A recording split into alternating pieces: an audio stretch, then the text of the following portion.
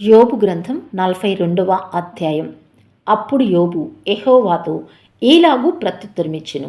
నీవు సమస్త క్రియలను చేయగలవనియు నీవు ఉద్దేశించినది ఏదియు నిష్ఫలము కానేరదనియు నేనిప్పుడు తెలుసుకొంటిని. జ్ఞానము లేని మాటల చేత ఆలోచనను నిరర్థకము చేయు వీడెవడు? అలాగున వివేచన లేని వాడనైనా నేను ఏమియు ఎరుగక నా బుద్ధికి మించిన సంగతులను గూర్చి మాటలాడితిని.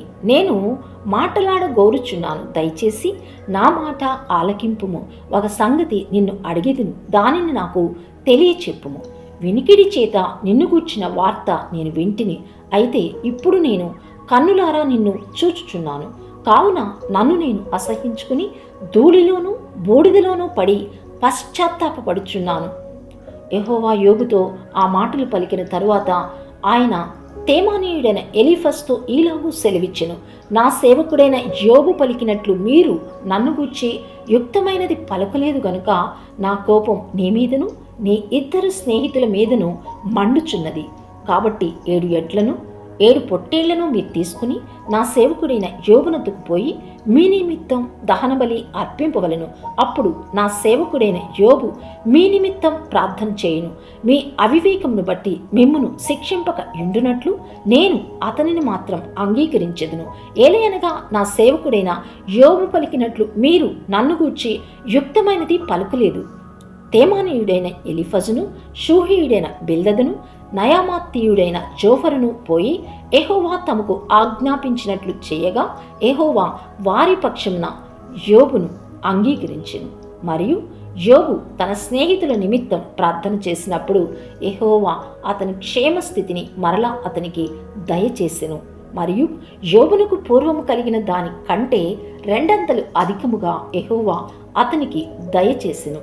అప్పుడు అతని సహోదరులందరూ, అతని అక్క చెల్లెళ్ళందరూ, అంతకుముందు అతనికి పరిచయులైన వారును వచ్చి అతనితో కూడా అతని ఇంట అన్నపానములు పుచ్చుకొని యెహోవా అతని మీదికి రప్పించిన సమస్త బాధను గూర్చి ఎంతలేసి దుఃఖములు పొందితివని అతని కొరకు దుఃఖించుచు అతని నోదార్చిరి.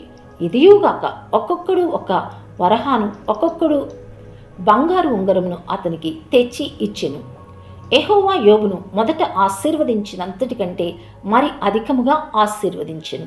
అతనికి 14,000 గొర్రెలను, 6,000 ఒంటెలను, 1000 జతల ఎడ్లను, 1000 ఆడుగాడిదలను కలిగెను. మరియు అతనికి 7 కుమారులను, 3 కుమార్తెలను కలిగిరి. అతడు పెద్దదానికి ఎమీయా అనియు, రెండవ దానికి కెజియా అనియు, మూడవ దానికి కెరం హప్పుకు అనియు పేర్లు పెట్టెను. ఆ దేశమందంతటను యోబు కుమార్తెలంత సౌందర్యవంతులు కనపడలేదు. వారి తండ్రి వారి సహోదరులతో పాటు వారికి స్వాస్థ్యములిచ్చెను. అటు తర్వాత యోబు 140 సంవత్సరములు బ్రతికి తన కుమారుల కుమారులను 4 తరముల వరకు చూచెను. పిమ్మట యోబు కాలము నిండిన వృద్ధుడై మృతి నొందెను.